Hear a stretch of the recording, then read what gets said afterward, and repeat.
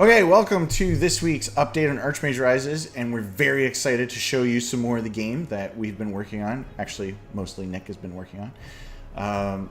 So this is it. This is the future of role-playing. We're very excited to show that to you. But before we do, because we have something very exciting to show at the end of this video, but before we do, I thought I'd just waste everybody's time and just chat with you, Nick. How does that sound? That sounds wonderful. Yeah, so we'll just take a minute here. So my wife left me. Uh-oh. For Toronto. This is news to me. Yeah. Well, I figured I'd wait till now to break the news. I mean, it's difficult. Look at me. I'm crying on the inside. So she left, and she had to do a course down in Toronto. And my mom, who helps take care of the kids and lives with us, also left. And so I am taking care of three little kids, a 5-year-old and two 2-year-olds. And one of them is still crying right now as we record this. So hopefully it's not on the audio track. Yeah. Oh, and then on top of that, Avery has an ear infection that I had to take her to the hospital for because we don't have a doctor because we live in the middle of nowhere and never... we went to the local country doctor and he's like, yeah, we're all full. We're not taking any people. And it's like, what am I supposed to do? And it's like, go to emergency. It's like, for everything? And it's like, yeah, go to emergency. And it's like, fine. So I'm like, there's been a lot of deaths this year. And whenever I read that in the paper, I get all excited. I'm like, I can get a doctor. This is great. And that's probably not what I should be thinking. And probably the family's upset about that. But anyway, so then when I was in emergency today talking to the doctor, I said, oh, are you the doctor that's just right there? And he's like, yeah, sometimes take these on-call shifts and stuff. And I said, oh, are you taking patients? He's like, no. I'm like, come on. So I can still see the guy just by going to emergency. It doesn't make any sense. The point is that I'm all alone. There's 3 little kids. I have to cook and clean up after them and wipe noses and bums and everything. And it's been really crazy. So in Diablo 3, they have a little ticky mark for hard mode. That is me in indie game dev. I am definitely doing the hard mode of it. So anyway, that is enough preamble on that. So I want to talk about making games, Nick. Do you want to talk about that? I do. Okay, that's good. As you can tell, everyone, this is rehearsed, and we are still on script. So when it comes to people creating things, I have found the closest thing to game development is authors. What have you found? I don't know. I don't read, so... It's true. Send him an email, right over his head.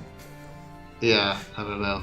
I think the closest thing to game dev is just a normal artist, You just starve, and you love your work, and, you eat gruel. That's true. All those things are true. So in my studies of people, musicians, entrepreneurs, artists... classical and modern and stuff. The thing I've found closest to the journey of indie game dev is authors.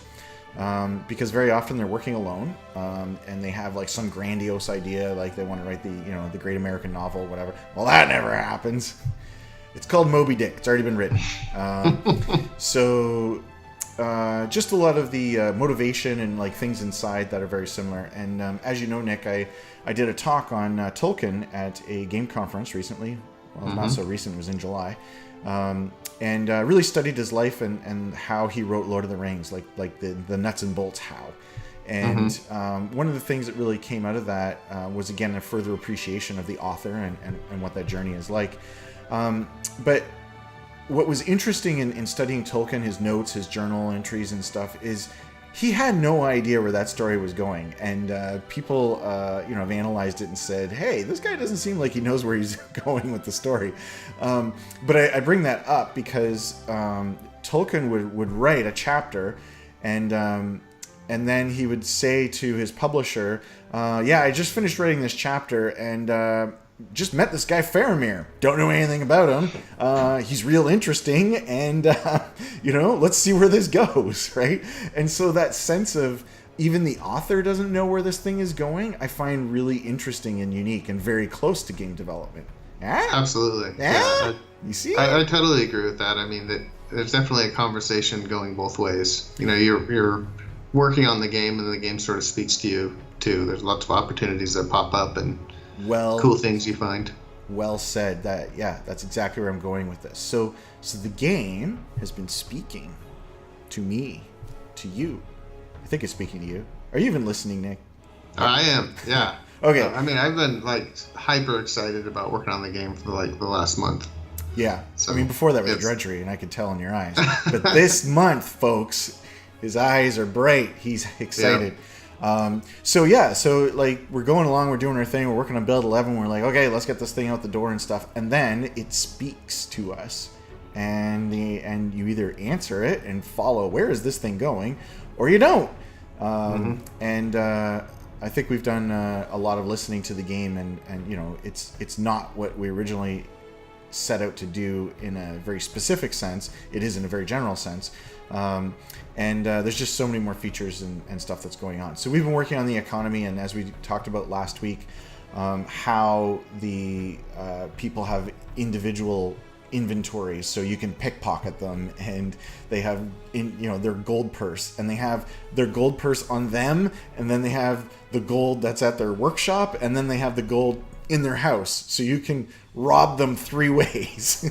Right. The same guy can be robbed 3 times by the player, and that's really what we wanted to achieve. But this week, I don't really know. Maybe you can describe for us like how this happened. But you're working on the traders, and you're like, oh man, this is annoying. I can't tell where they are. So I'm like, I'll just throw them up on the screen or something. Like, what exactly happened there? How do we suddenly start seeing traders? Well, we had an icon manager for things like showing where a dungeon is or something on the screen.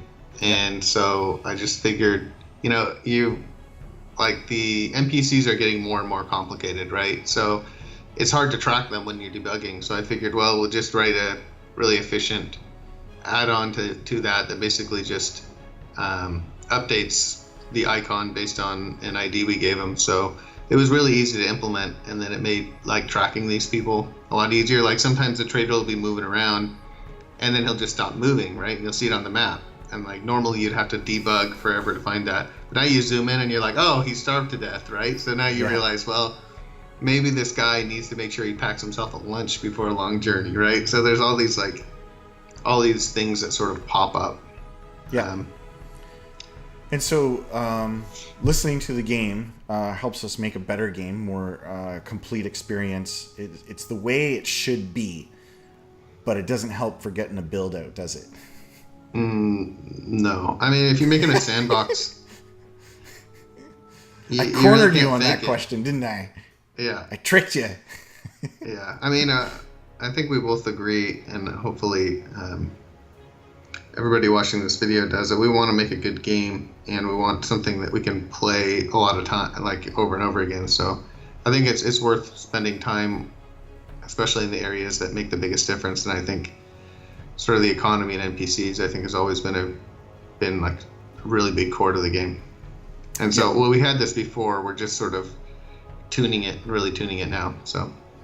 So we've had some discussions about, what does this mean that you can see people walking around on the map? Like, should you see everyone? Possibly, but that seems like a lot of noise. Who should you see? Who shouldn't you see? Are there spells you can cast and stuff? And I know we touched on this a bit last week and we showed it a little bit, but it's much improved from where it was last week. I mean, maybe we're going to show you the game in a second, and maybe you'll look at it and go, it looks pretty much like last week, but it's like way, way better than it was last week. Because we had just kind of discovered it last week, and now we've been working on it. So that's what we're going to switch off and show. The only other thing is, besides taking care of kids and holding the fort here at home, I have been working on loot. Well, not really loot. Weapon generation, which is an aspect of loot. And so now that we have the ability to equip all kinds of things, weapons and all this stuff, what this really came from was we need to have a weaponsmith, and what is he making, right? So when Archmage Rises is a weird game, okay? So when you go into the Outfitter and you see some weapons for sale, someone made those. There's a guy who actually made those from raw ingredients, and the stats and whatever that you see on them and stuff were because of him and his like skill level and stuff. So I had to figure out some kind of mechanism that skills go from 0 to 100 for the player, and so we're like, fine. Same for the NPCs. So they have a skill from 0 to 100. And what does that mean? That means that we program it once, and both the player can make weapons, and so can the NPCs. And so what does it mean if he has 50 skill and 75 skill and 100 skill? Like, what does that exactly look like? What kind of things are he generating? So I figured out this kind of power curve thing using cubes, which I've never really used before, but wow, cubes are pretty helpful. And so I've been using cubes in order to generate this power curve and generate these weapons. And what's great about it is I now have a system that I think works, because I was just putting the finishing touches on it before I had to run off to emergency room with Avery. But I'm pretty sure it works, and it would be the system to generate anything in the game. So the ability to create clothing, armor, jewelry, like whatever. It's the same system, and you just feed in the person's skill, and then it determines like their role. And we have this concept called masterwork items. And so the weaponsmith is busy making a hatchet or a one-handed sword or something like that. And then I kind of took the inspiration from D&D, especially 3.5, where they have the idea of a masterwork item. And so the masterwork item is like so much better than a regular item.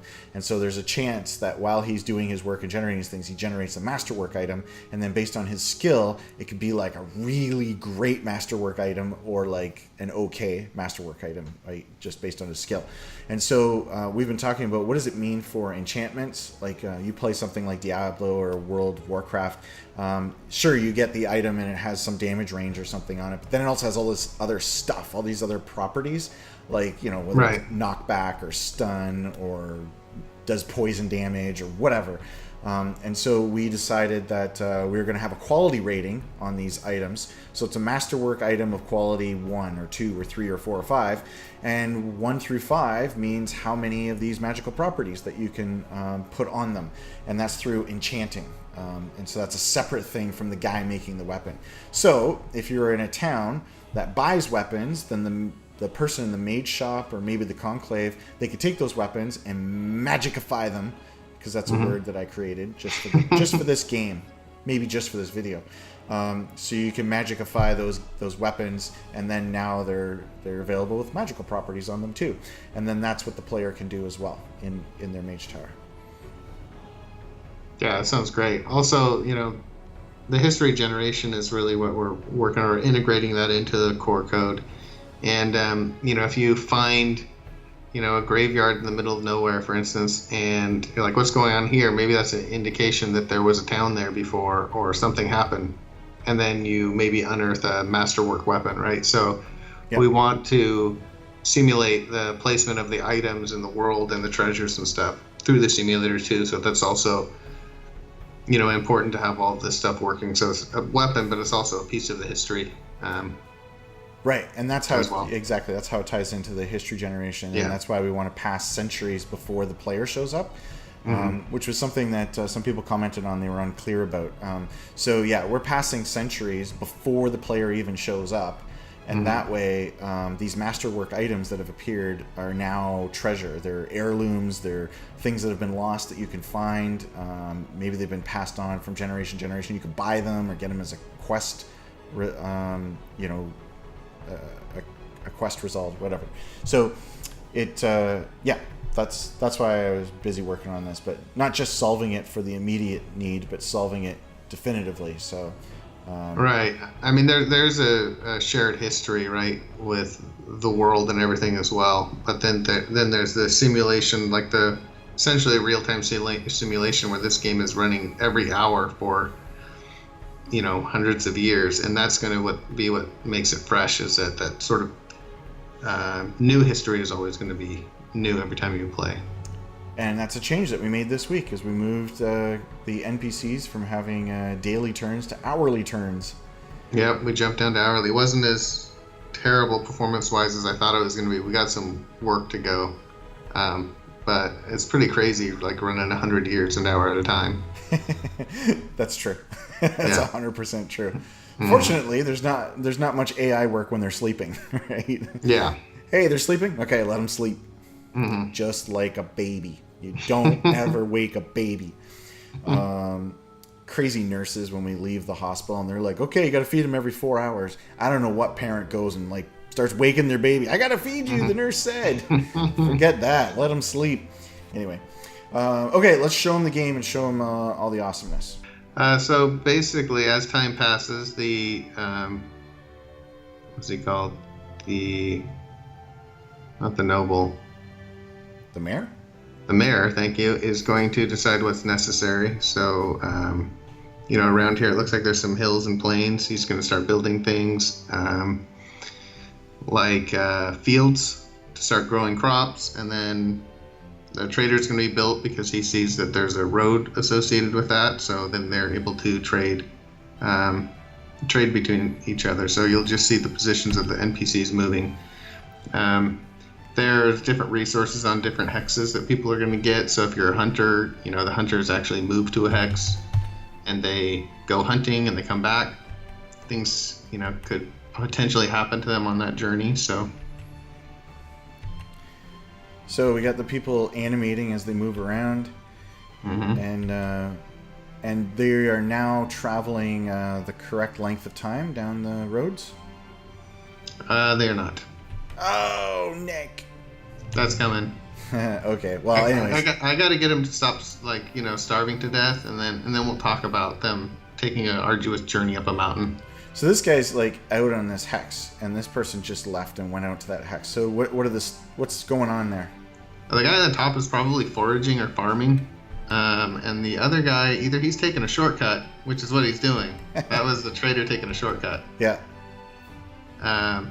And so there's some people going to these on the bottom in Keshali. There's people going to the woods. They could be hunting. They could be, logging as well. Right. So the towns are kind of going to figure out what they're good at over time. And provided the trade routes are running well, they may not have to be completely self-sustainable in order to survive. As long as they can get their goodies from other towns. So when I saw this, when it was animating and everything, I was like, wow, this is so cool. Those are real NPCs going about their lives and business. And there's really something we never intended to show, but now that we can show it, it's really interesting. It's like, okay, what do we show and how do we show it? So we talked about, right now it's just little placeholder graphics that we put in there just for us to be able to see it and be able to share it. But we could have different symbols. We could show little people, whatever, and then you could go and interact with those people right within the hex that they're in. It was. It's pretty cool to see the game actually alive. People are doing stuff. Yeah, another thing we talked about is the monster layers or goblin layers, that kind of thing. Yeah. Right now they have, a population where if you run into it, it can throw you into an attack. But we did talk about maybe being able to visualize the enemies if they're really close, so you get a little bit of time to avoid them if you move them slow. Yeah. So that's a possibility too. But it's just a really good tool for debugging. If nothing else, really helps us know. If you can see these people up there logging, if they stop moving, there's something wrong. That's right. Okay, so that's what we have to show this week. On our task list, we spent all week on the same task that we finished last week. So we're still at 66.67% complete, everybody. Yay. Yay, boo, no progress. No demonstrable progress this week. But anyways, lots of progress was made. Yeah. Okay, so we'll see you all again next week. Bye.